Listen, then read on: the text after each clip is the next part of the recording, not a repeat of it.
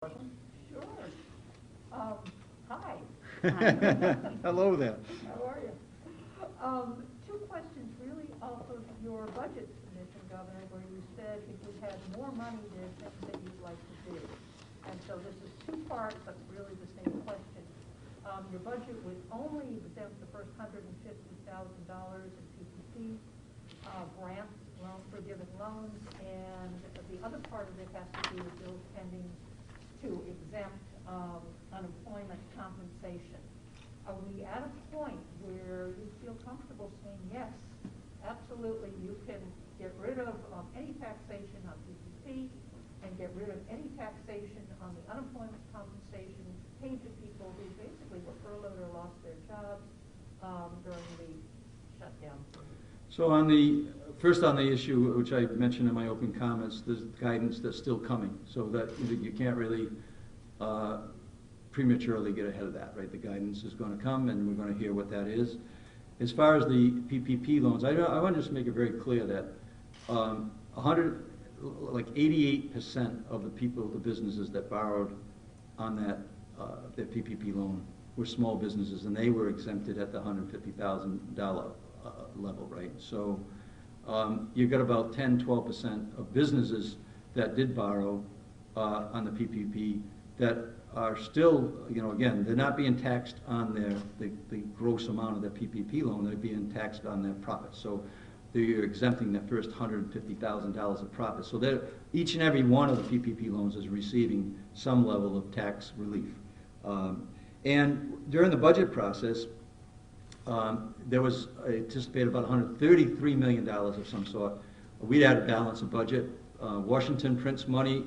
The state of Rhode Island does not print money, and you have to balance the budget. So if, in fact, the General Assembly is interested in adjusting the budget, they're going to have to reduce expenses. They're going to have to reduce the car tax, for instance, which is helping virtually every family in the state of Rhode Island.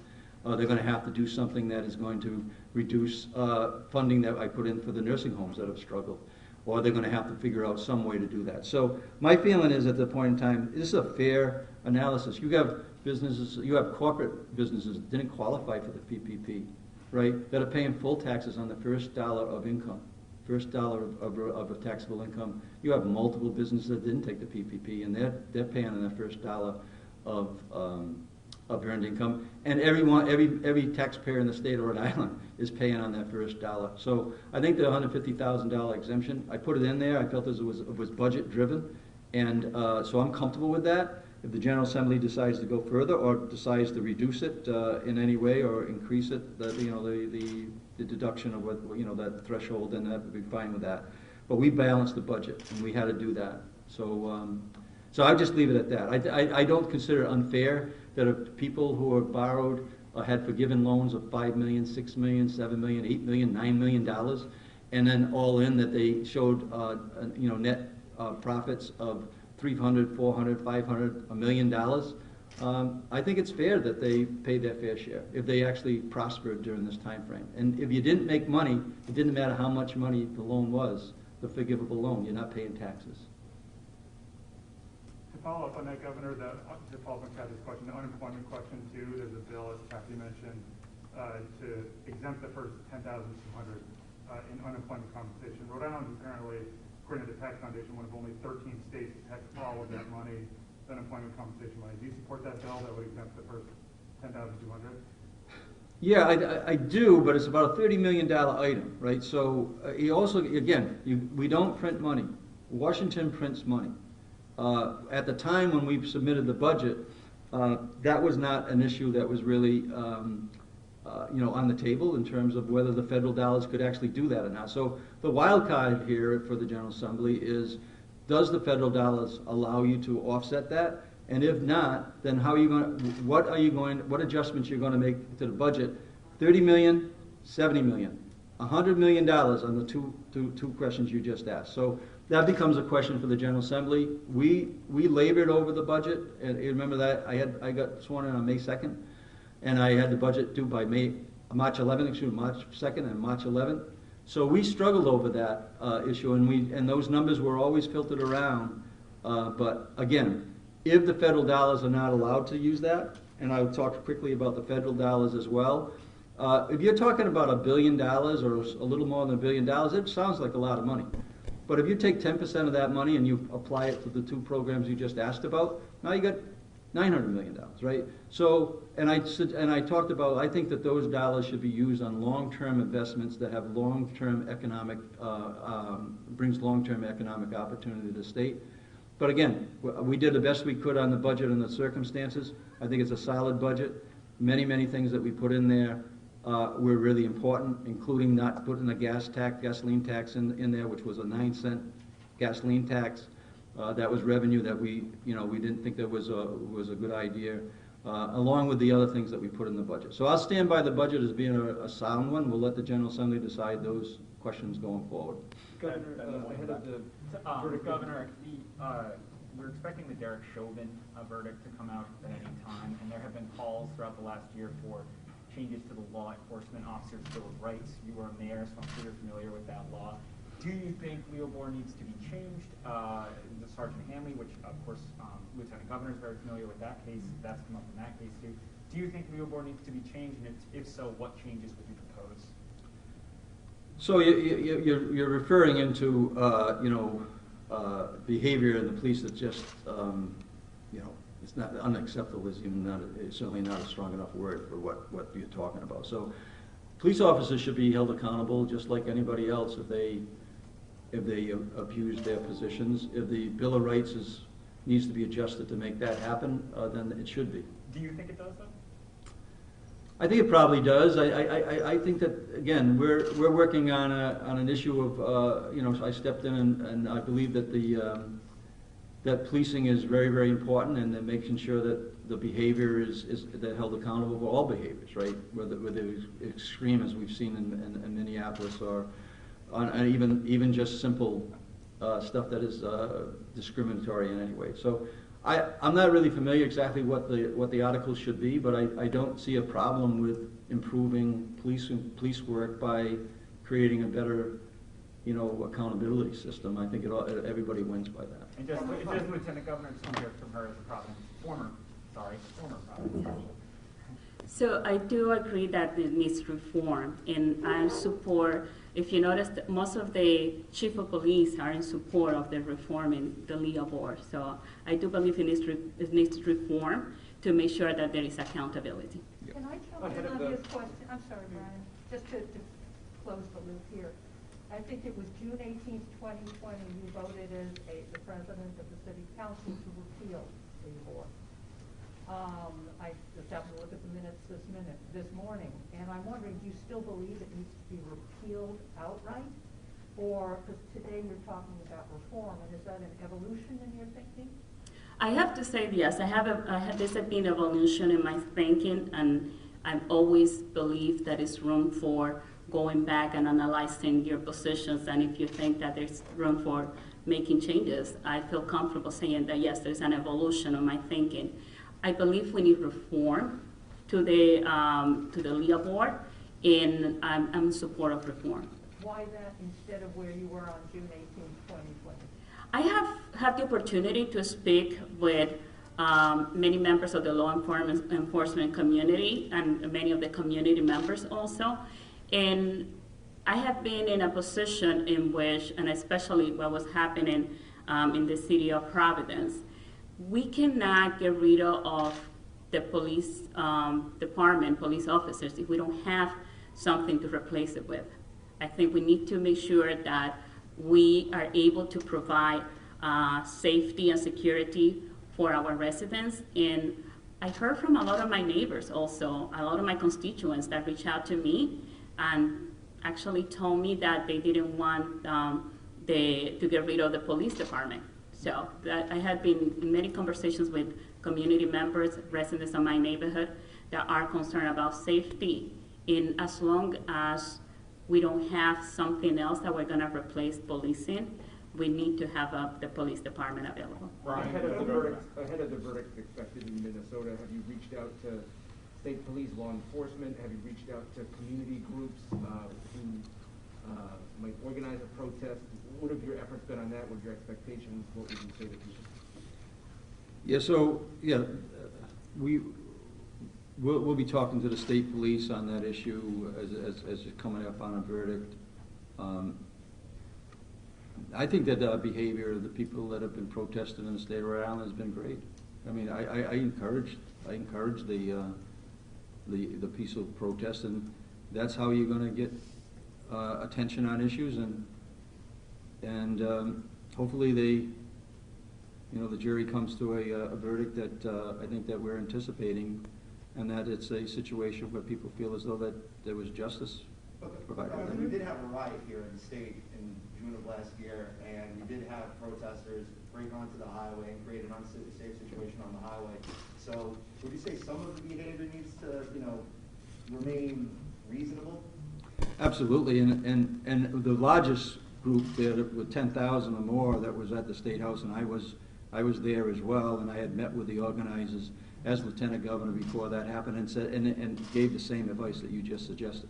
You're not going to make any headway with being destructive behavior. You need to be constructive. So I was pleased with that event, and I think that since that moment in time where I toured the Providence the next day with Black Lives Matter leadership, who I met with, and I brought them, and we went by businesses that had their windows blown out and other things like that, and I let them know that that's not acceptable behavior. So I think that the behavior going from that point has been very, very strong, and it's been very constructive and not destructive.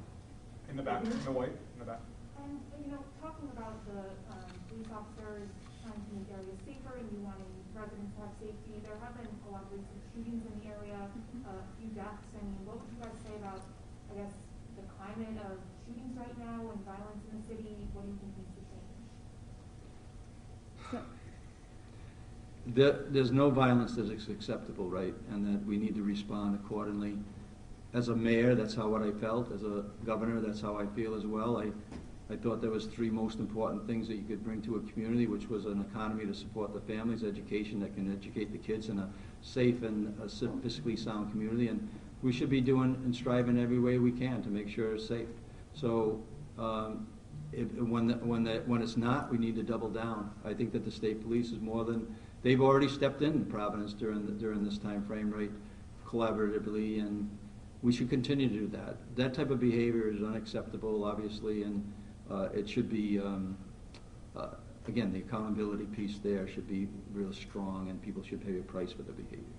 Governor, is there an opportunity, given the conflict with Buddha and the Eleanor Slater Hospital, to re-examine the way that the state has invested in business consulting groups and paying them millions of dollars to direct and then implement public policy decisions, particularly when it comes to Medicaid, to think there may be a better way to do that than to pay millions of dollars to consulting firms?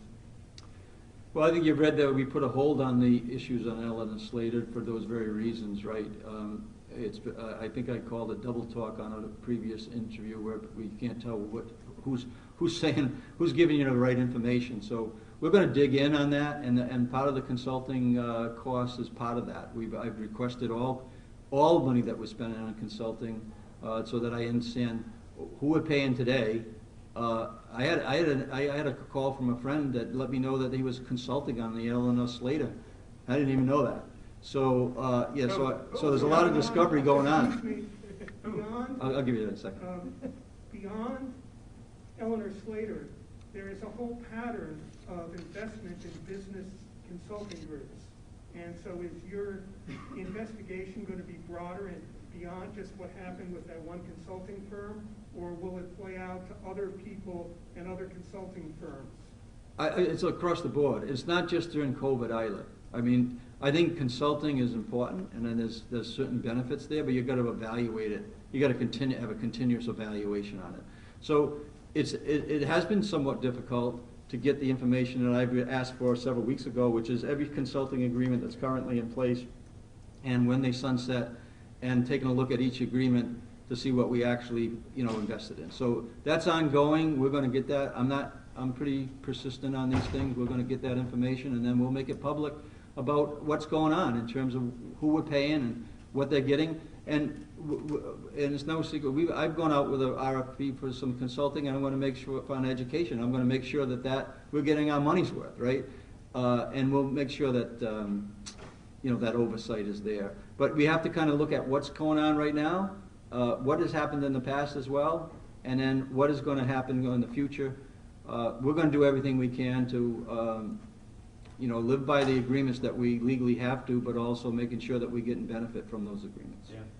Seems like there's, and this is kind of a question for both of you, it seems like there's real kind of competing interests on Kennedy Plaza and the redesign. Even you two have had kind of different views of where you stand, but can you just clarify where you stand right now? Do you support, I think Director Alviti told me yesterday, he did tell me yesterday that he wants to push this off until next spring.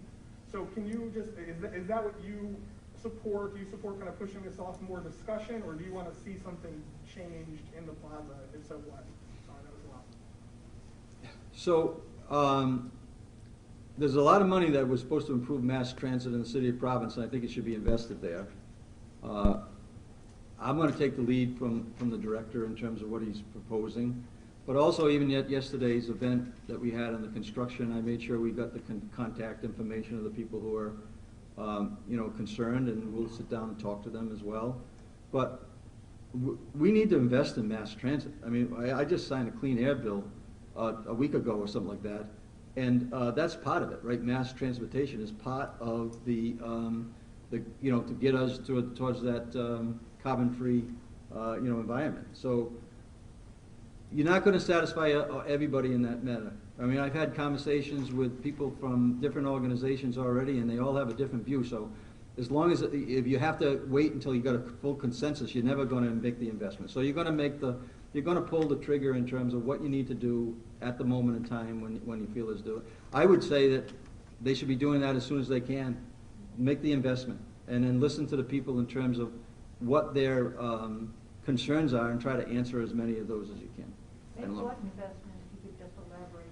I think it's like a $30 million bond that's been passed that can invest in mass transit, in the Providence area.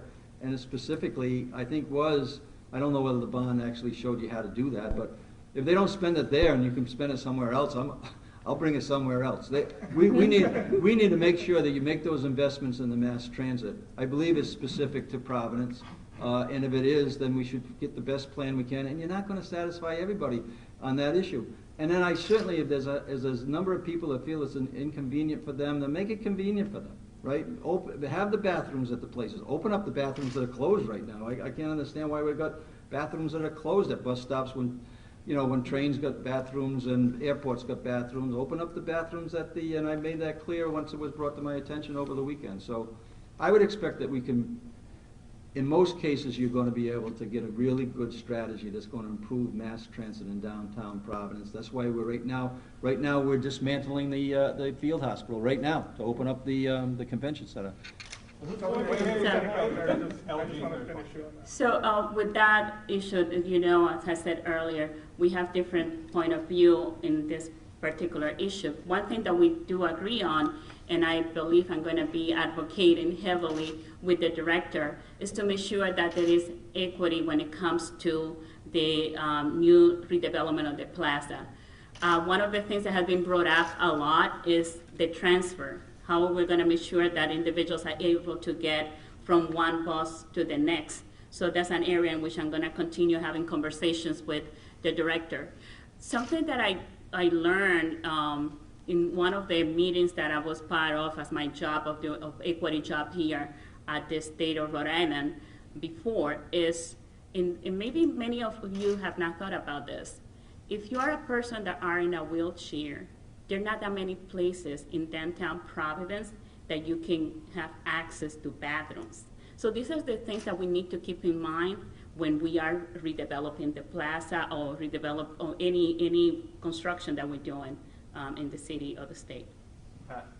Lieutenant Governor, if I could draw upon your experience as a member of the Providence City Council. First of all, with regard to Kennedy Plaza, activists marched this weekend aggressively around the plaza, giving a tour, if you will, of the impact of this proposed redevelopment.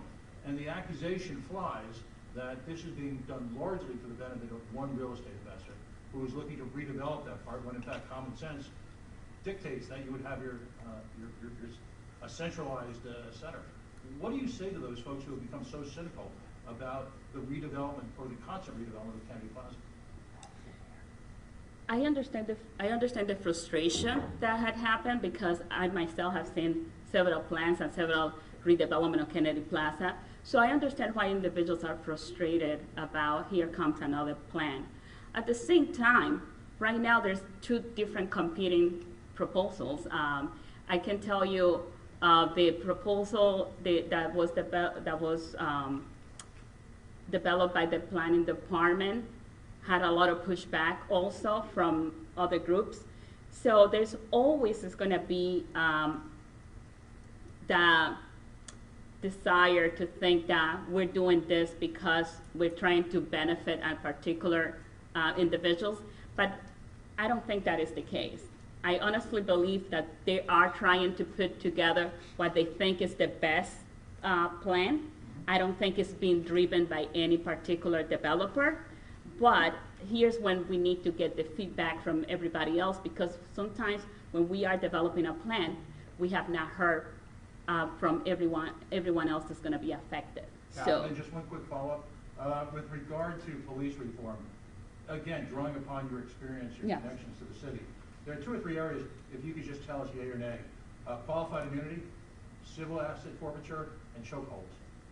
Specifically, where do you stand on those 3 areas? Those are the areas that I believe the police departments in general need to reform. I don't believe we should be using chokeholds. So these are part of the areas in which we need reforms. Gosh, good question. Yeah, I just wanted to revisit the PPP loan tax issue. So, is there any thought of rethinking it? I mean, I know neighboring Massachusetts is not taxing for 2020. Have you given any thought to that? I mean, are you just going to be open to the General Assembly and what they think, or what are you thinking? What I'm thinking is that when we handed in the budget, that we satisfied over 88% of the small businesses, and that there are several businesses that are looking for the tax relief, and they've earned a great deal of money. So if the General Assembly wants to give tax credits to people who have made a great deal of money during the pandemic, then I'm not going to veto that. But at the same point in time, I just wanted people to understand the issue, right? And I've repeated it over, but I'll keep on going. Businesses who didn't get the PPP are paying on the first dollar, not $150,000 up to $150,000 exemption, right? And most of our businesses didn't take PPPs. As well as the corporations that didn't qualify, they made more money this year than they have made in many years, and they're paying on the first taxable dollar. And then every resident, I don't know how many business owners in this group here, but you paid on your first dollar of earned income. So I think that we gave relief to the people who really needed it, and I feel comfortable with that. If the General Assembly decides to give more relief, and they figure out how to work it into the budget, especially if the federal dollars can't be used, I'll have to live with that. But they're going to have to make $70 million worth of cuts, or increase taxes by $70 million, a combination of the two, in order to give tax relief to people who have had a net gain of $2, $3, $4 million. So I'm not sure what you want to do with that, but to me, we covered the overlying share of small businesses that have been impacted, at least the ones that I've been talking to that are struggling to stay in business, and that have responded to need for a $5,000 loan just to pay their electric bill for the next few months, or rent for the next few months, or a little payroll for a couple weeks.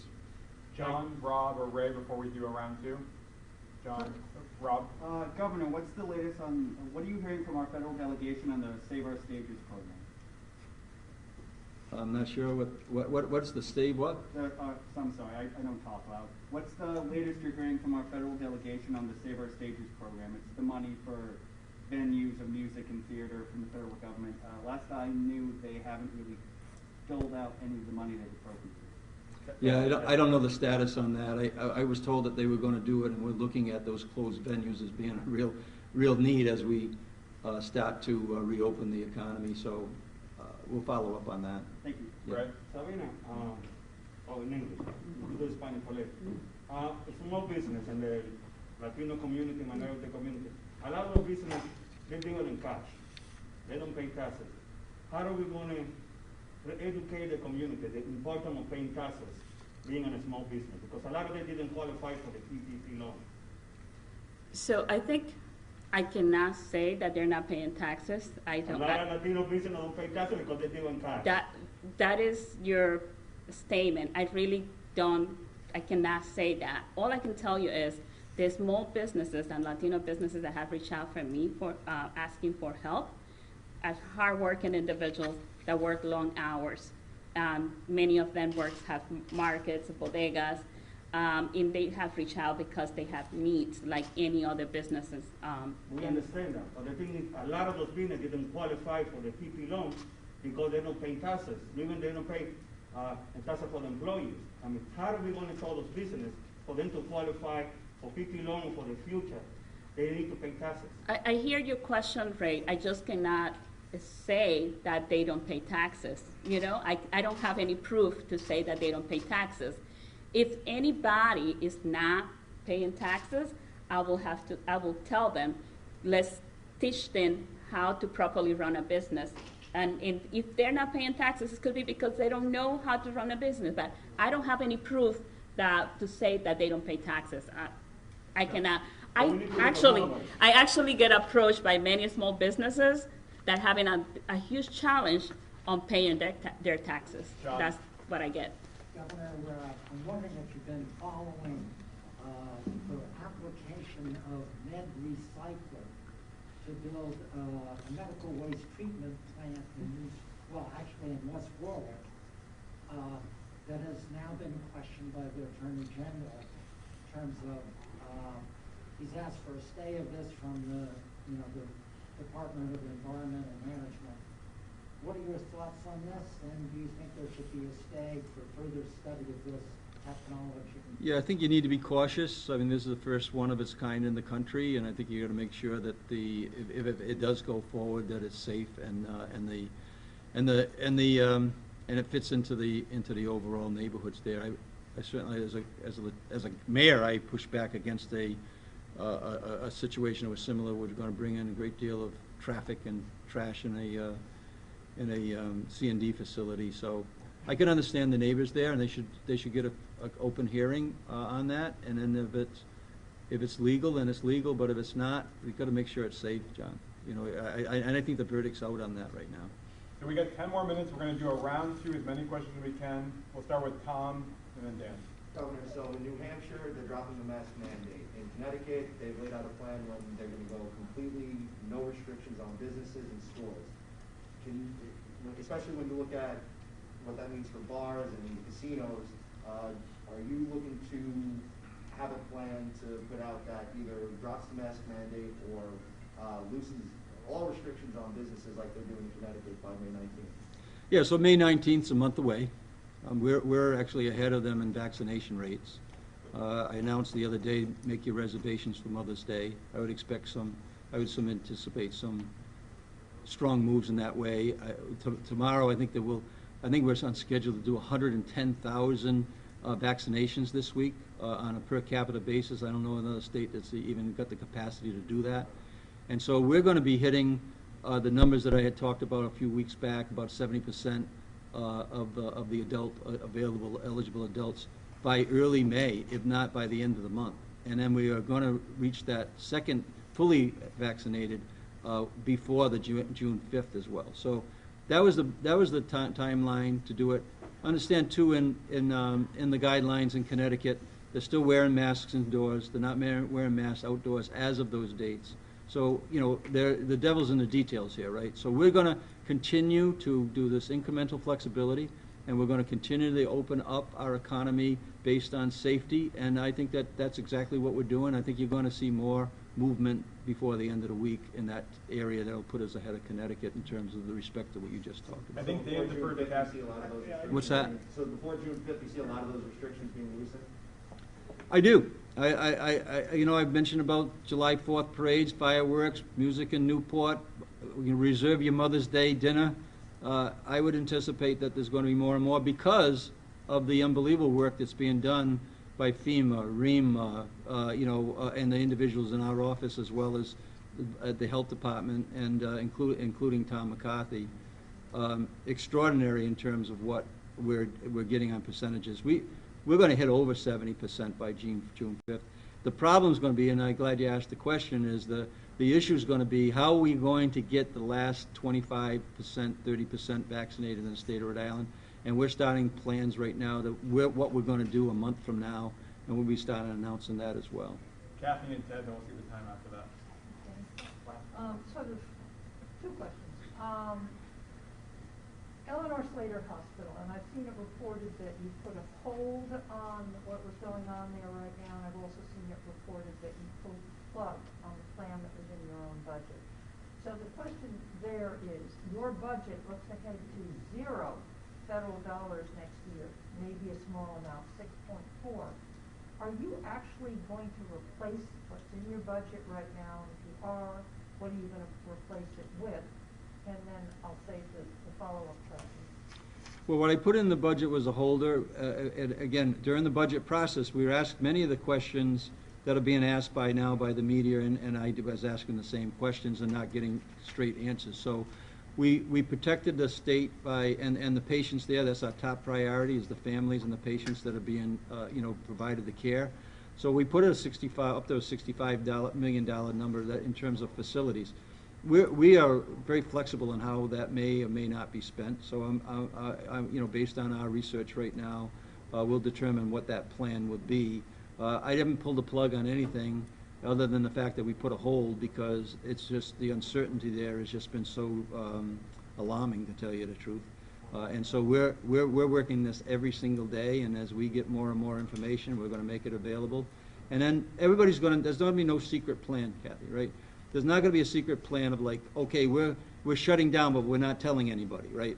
When we come up with the strategy that we think is in the best interest of the patients, the families, the people who are working there, the local community, in particular in Burrillville with the Zambarano, we're going to make that very well known, and we're going to make sure that everybody understands what we're trying to do. My follow-up question, which may seem totally unrelated, but I don't think it is. At the very beginning, you talked about all the, I'll call them stimulus dollars, and you said you wanted a 2030 plan. You want to use that money so that in 2030 it will have made a difference. Do you have any thoughts on what might accomplish that? So we're going to do a 2030 plan regardless of how that money's spent, because I think that there's going to be a great deal more resources, as I said, with the infrastructure dollars and other dollars that are going to be coming, especially in the renewables. We want to make sure we continue to lead that. So the 2030 plan is going to be about what Rhode Island looks like. And I also would say that I have, that both the Senate President and the Speaker have had conversation, and they're going to be, helping me in terms of being partners in terms of developing that plan. So we certainly will be hearing more details about that. As far as the current dollars that are on the table, I do believe we should invest those as best we can, and we'll, I'm going to work with the General Assembly in terms of what that looks like. But I've been on the record too that the rainy day fund needs to be restored, and we got to figure out a way to do that. We can't have, as I mentioned before, about what the three things I think are important in a community. Well, I think the same three things about as being a governor. We need fiscally sound budgets, right, both locally and statewide. So I think no decisions have been made on how those dollars are going to be spent. That's why we'll open up a conversation to the general public through those those media outlets that we're going to do the Facebook Live and as I've done in the community conversations, and then we'll put a thoughtful strategy together. But if you can invest, just remember, $1 billion is 4 $250 million projects. It's 10 $100 million projects. Think about that. At some point in time, if you put in 1,000 $10,000 projects, that's not going to get you very far. So understand that the number is based on what you can get the most benefit from. That's what I'm going to be supporting, understanding that you're not going to get 1,000 projects out of $1 billion. Ed, and then I think Dan has the last one. Governor, you mentioned before you're very confident still about reaching the 70% on the timeline you put forward. I have been surprised, maybe I just didn't understand how it was going to roll out, but how many appointments are not being taken? I'm looking right now on the website. There's still 500 at the dump for today. There's 2,000 roughly each at the Sakanasset and dump pods for tomorrow. Is that what your administration expected, or are you seeing slower take-up of the expanded eligibility as of yesterday?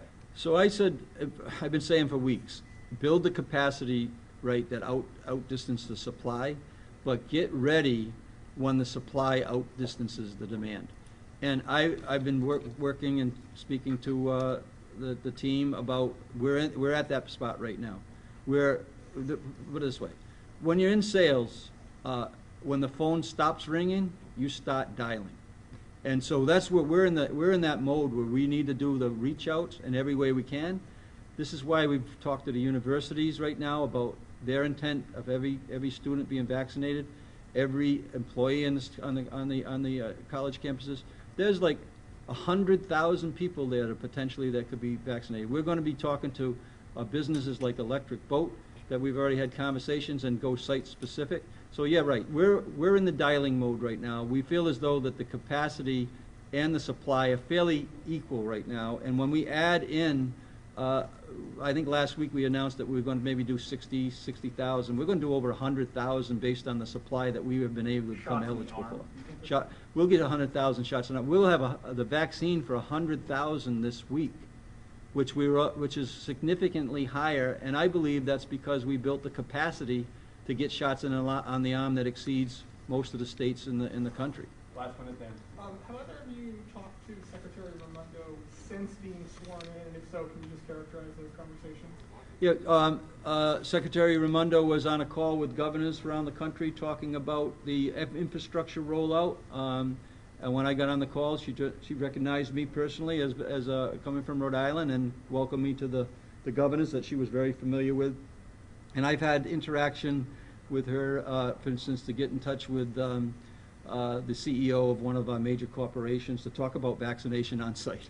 So there is an interaction going on, and I think that the secretary is going to play a major role, as I'm talking about, in terms of this idea of a 2030 plan. So we're going to use all our national networks, and especially with our congressional leaders, including Secretary Raimondo, which I've said publicly, we can be proud that a former governor is in a president's cabinet. That's something to be proud of, and it's also something to make sure that we continue networking with, right? Thank you, Governor. Thank you all for. I haven't, but I have to admit my voicemail was full, and I missed a lot of numbers, a lot of phone calls without an ID. So thank you, everybody, for coming. Thank you. If you didn't get it.